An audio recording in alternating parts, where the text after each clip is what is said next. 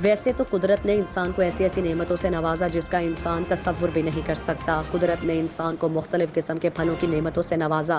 फलों की नेमतों में से एक नेमत पपीता, जो कि कुदरत की अता करदा नेमतों में से एक नेमत है।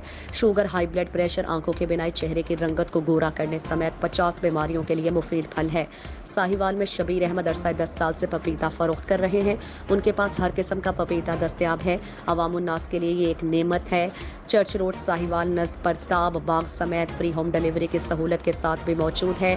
फ्री होम डिलीवरी के लिए राबिता इस नंबर पर करें 0301 692 8894। पपीते की हैरत अंगेज फवायद जानते और देखते हैं जैन शबीर की इस रिपोर्ट में।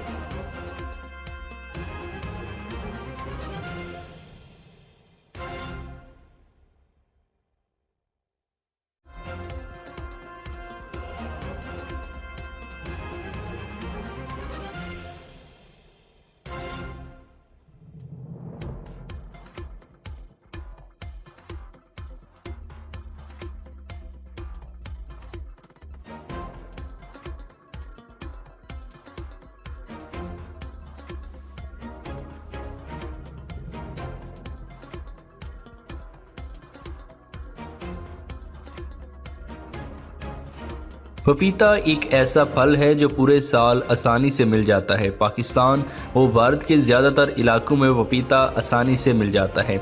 पपीता जितना मज़ेदार होता है ये उतना ही हमारी सेहत के लिए फ़ायदा मंद भी होता है।